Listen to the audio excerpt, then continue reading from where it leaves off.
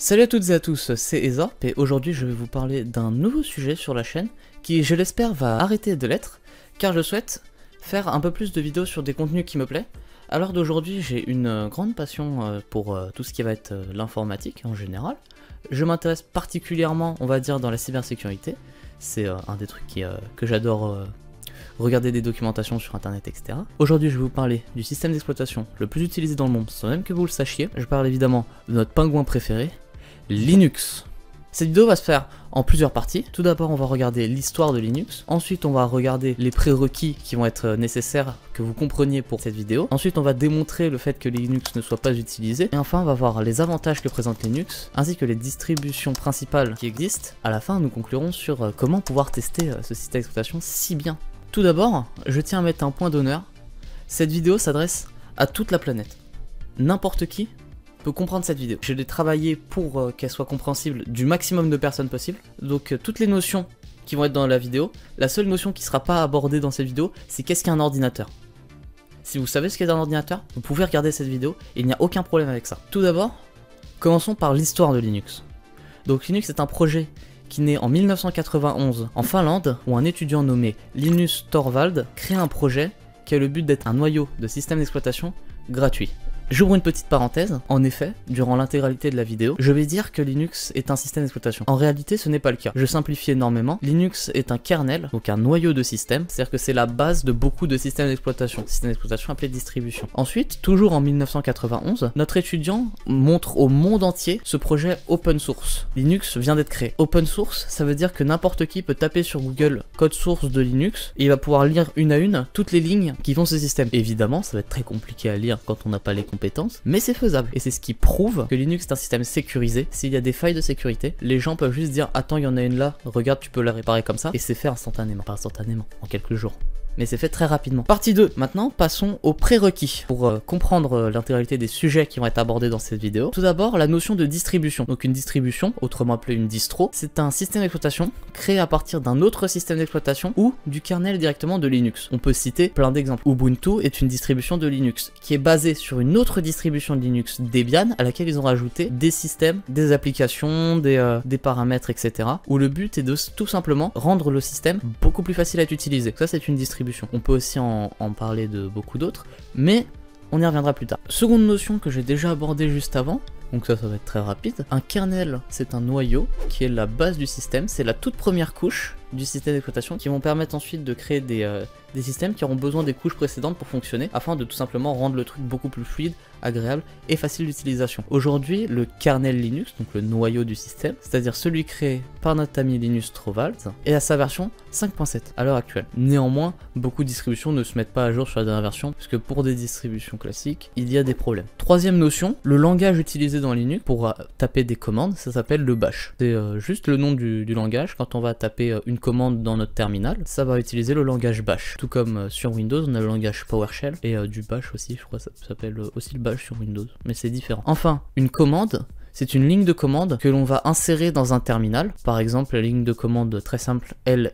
donc juste ls, qui va nous permettre de lister l'intégralité des fichiers présents dans un dossier. Enfin, une des dernières notions, ça va être la notion de root. Donc root, c'est le super utilisateur, c'est l'administrateur système, c'est celui qui a tous les pouvoirs sur la machine. Donc dans Linux, on a l'utilisateur root qui a tous les droits, mais on a également la commande sur beaucoup de systèmes d'exploitation, pour ne pas dire sur tous parce que énormément de personnes l'utilisent, sudo, qui est tout simplement l'abréviation de super user do, qui veut dire tout simplement le super utilisateur fait, qui sert à taper des commandes en tant qu'administrateur, sans être administrateur, pour pouvoir sécuriser un peu plus le système. Ça nous demandera le mot de passe à chaque fois que l'on veut exécuter une commande avec sudo. Enfin, ça c'est plus une notion pour la culture générale, c'est le SSH, qui est une secure shell, donc c'est-à-dire qu'on peut exécuter du code sur une machine sur laquelle on n'est pas. Par exemple, j'ai un serveur, je peux exécuter du code dessus sans avoir à brancher un clavier dessus et à taper à la main. Je peux exécuter depuis mon ordinateur en me connectant en SSH sur la machine. Ça donne aussi le SCP qui, quant à lui, sert à faire transverser des fichiers. Enfin, avant-dernière notion qui n'est pas des moindres, c'est celle des gestionnaire de paquets. Alors un gestionnaire de paquets, c'est un magasin d'applications comme le Play Store sur Android, comme l'App Store sur iOS, qui va nous permettre de télécharger beaucoup d'applications. Mais tout d'abord c'est beaucoup mieux, mais on y reviendra plus tard, dans un point plus détaillé. Dernière notion, c'est la notion d'environnement de bureau. Lorsque vous êtes sur Windows, vous avez tout plein d'applications que vous ne vous rendez pas compte que vous avez, mais qui sont là. Par exemple, une application qui sert à afficher des fenêtres, parce que sinon votre fenêtre Google Chrome, vous pourrez pas l'avoir en graphique devant vous. Un système peut avoir différents environnements de bureau, ce qui change l'esthétique, mais aussi comment ça fonctionne, et dans le cas d'un environnement de bureau, des applications préinstallées. On peut citer par exemple Dolphin sous KDE, qui est un gestionnaire de fichiers. On a toujours la main sur les applications, ainsi, même lorsque nous ne sommes pas sur tel environnement de bureau, nous sommes capables d'installer des applications d'un autre environnement de bureau. Par exemple, je peux installer KDE Connect sur mon PC qui tourne sous XFCE. Ça, c'est juste des noms. Donc pour citer quelques environnements de bureau, on a GNOME qui est le plus utilisé sur Ubuntu, on a KDE qui derrière est utilisé sur beaucoup de systèmes comme Garuda Linux. Ensuite on a XFCE qui est utilisé sur par exemple Kali Linux ou encore Manjaro, ou Cinnamon qui est utilisé sur Linux Mint, qui est comme les distributions Linux basées sur GNOME. On peut baser du code sur d'autres codes, et c'est ce qui fait que tout tient debout. C'est qu'il y a une personne qui a créé un code et d'autres personnes qui peuvent l'utiliser pour faire des trucs de plus en plus beaux, de plus en plus optimisés et qui marchent de mieux en mieux. Troisième partie, maintenant je vais vous montrer que Linux est autant utilisé, voire même beaucoup plus que beaucoup de systèmes d'exploitation. Par exemple, Linux est le système d'exploitation le plus utilisé au monde, même si l'on compte pas les serveurs, car comme vous le savez, un serveur tourne quasiment tout le temps sur Linux. L'intégralité du réseau internet fonctionne sur Linux. Ce n'est pas des ordinateurs Windows qui vont vous permettre de charger le site youtube.com. Ce n'est pas des ordinateurs Windows qui vous permettent de charger le site duckduckgo.com. Par exemple, l'adresse IP 142.250.200.46. Si vous l'entrez dans votre navigateur, vous serez redirigé sur la page google.com. Cette page google.com est hébergée sur un serveur Linux. Alors pourquoi? Ça vous me le demandez bien. C'est tout simplement parce que Linux est beaucoup plus optimisé que Windows, et du coup pour faire tourner des services où il y a énormément de personnes, où on aura une énorme charge réseau, ou alors sur des machines qui sont moins performantes,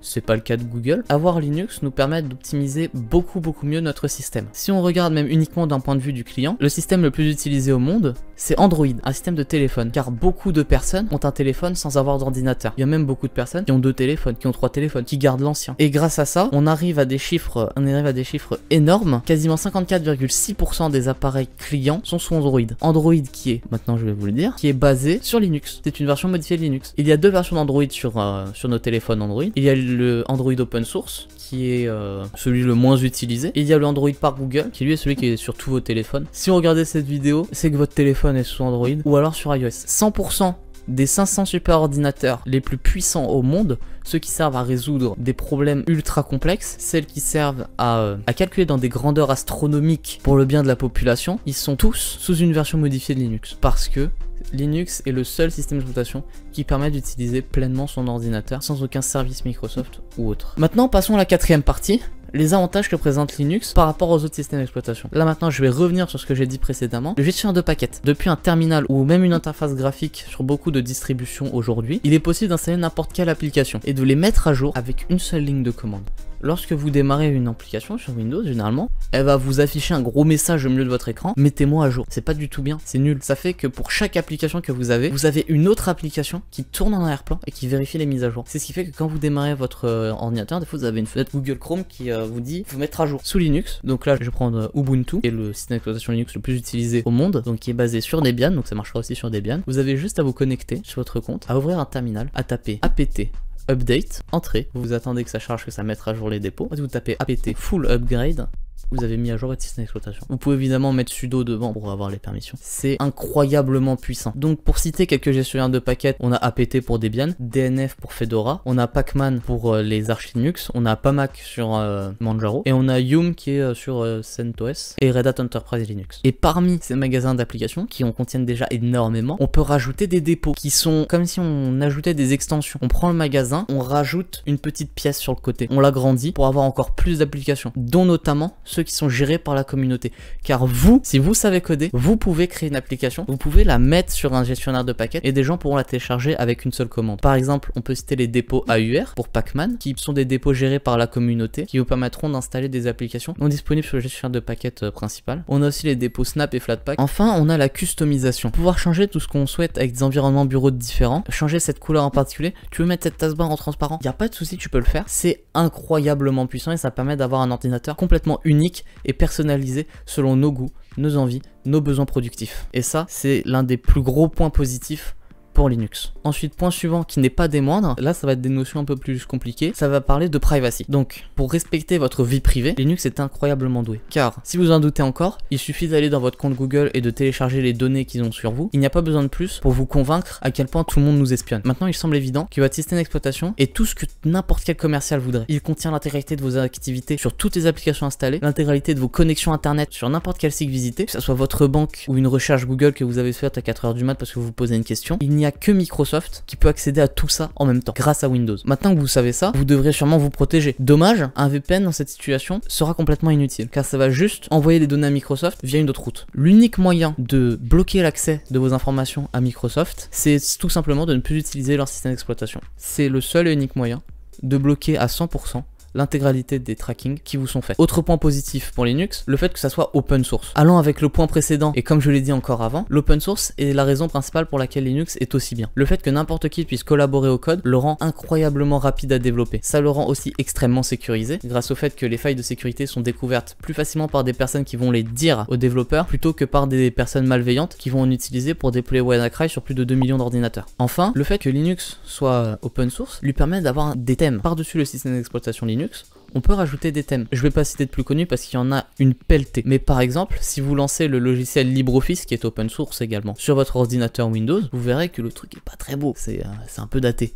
Sur Linux, ça se synchronise tout seul avec les thèmes installés, comme énormément d'applications que vous pouvez installer, car ça permet aux développeurs de ne pas faire trop de graphisme et de pas s'emmerder avec les couleurs pour leur application. Et en plus de ça, ça vous permet d'avoir n'importe quelle application que vous injecteriez dans votre PC qui sera d'une beauté incroyable. Et enfin, dernier point positif avec Linux, vous êtes le seul et unique maître à bord. Ça ne vous est jamais arrivé sur Windows de vouloir supprimer un fichier et que ça vous dit permission refusée.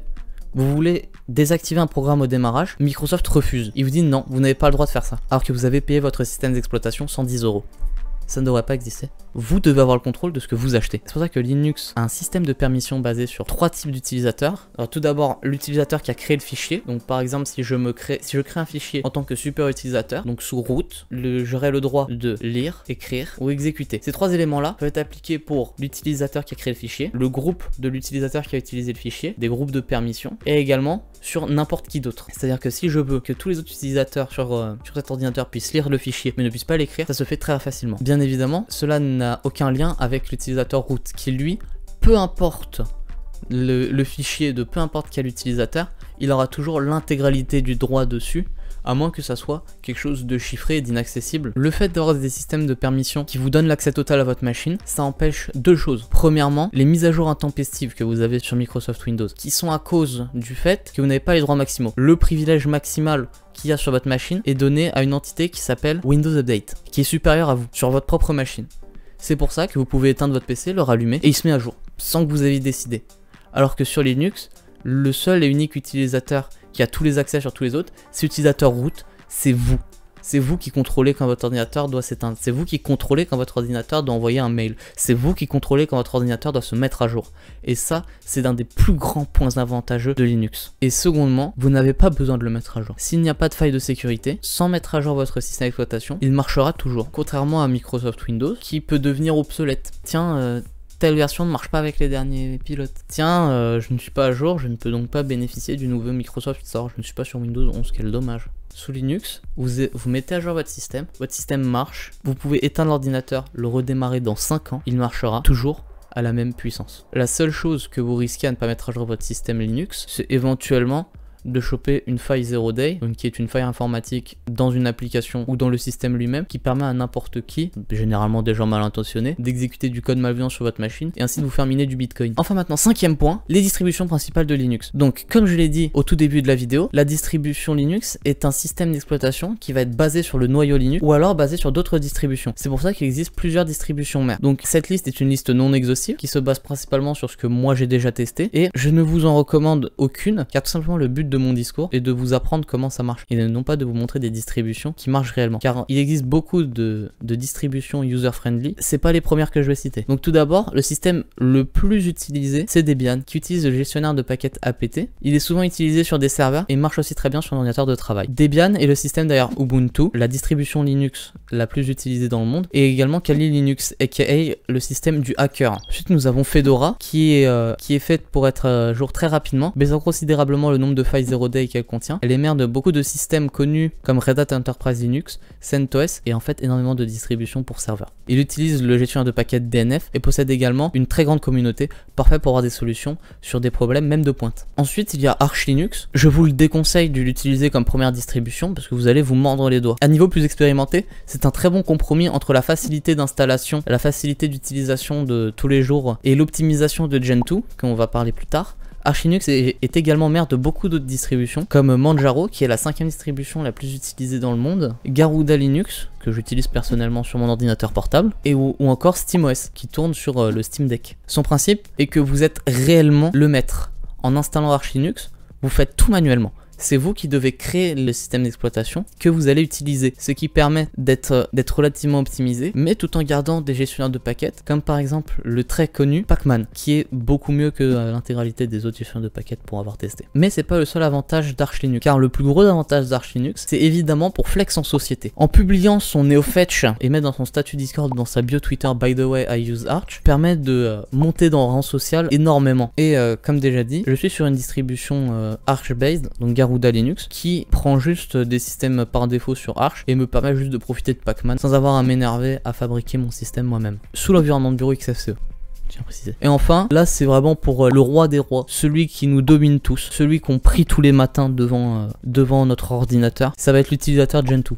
Donc comme Arch Linux, je ne vous le conseille pas du tout parce que voilà quoi. Si vous regardez cette vidéo, c'est que vous n'êtes pas quelqu'un qui fait du développement depuis 10 ans, qui est le dernier système. En gros, il n'y a pas plus complexe que Gentoo. C'est l'étape finale. Une fois que vous avez Gentoo, vous avez fini Linux. Vous avez fini. Après, peut-être que vous pourrez essayer d'installer uniquement le kernel, mais il n'y a pas plus loin. C'est très très bas niveau. Vos applications, vous n'avez pas de gestionnaire de paquets. Vos applications, vous devez télécharger le code et le compiler vous-même afin de créer des trucs extrêmement optimisés. Le but c'est que ça soit le plus optimisé possible pour un seul et unique système d'exploitation, sans aucune concession des performances, je tiens à le préciser. Ce qui fait qu'il y a beaucoup d'utilisateurs de Gentoo qui arrivent à faire des PC qui consomment au démarrage moins de 50 mégas de RAM. Petit rappel, sur Windows on est à 4 Go de RAM quoi, donc on est à peine à 1000 fois plus quoi. Alors maintenant, dernière partie. Comment je peux tester? C'est bien Ezor, tu m'as montré que Linux est supérieur à Windows dans tout point. Maintenant, comment je fais pour pouvoir utiliser une distribution Linux? Alors en un seul mot, c'est très simple de tester. Vous pouvez trouver sur Google énormément de systèmes. Vous pouvez les installer avec le logiciel Rufus sur une clé USB. Ou alors vous pouvez attendre mon prochain tuto qui arrivera dans pas longtemps sur le logiciel Ventoy qui vous permet de créer plusieurs systèmes d'exploitation démarrables depuis une seule et même clé USB. Pour l'instant, on va faire juste quelques minutes sur Rufus. Donc tout d'abord, il vous suffit d'installer la distribution Linux. Donc vous installez son ISO, qui est une extension de fichier qui est normalement censée graver des disques durs. Ensuite, vous lancez le logiciel Rufus, vous sélectionnez votre disque à effacer et à graver le logiciel. Vous allez perdre toutes les données de ce disque, donc faites bien attention à utiliser une clé USB. Une fois fini, vous éteignez votre ordinateur, vous le redémarrez et vous appuyez effectivement sur la touche F12 ou F2. C'est les deux plus connus pour démarrer votre système d'exploitation dans le boot menu, donc le menu de boot, celui où vous allez pouvoir sélectionner où votre PC va démarrer. Après, si vous voulez, voilà, après d'autres listes en fonction de votre ordinateur sur quelle est la touche pour rentrer dans le boot menu. Ensuite, vous sélectionnez USB et c'est fini.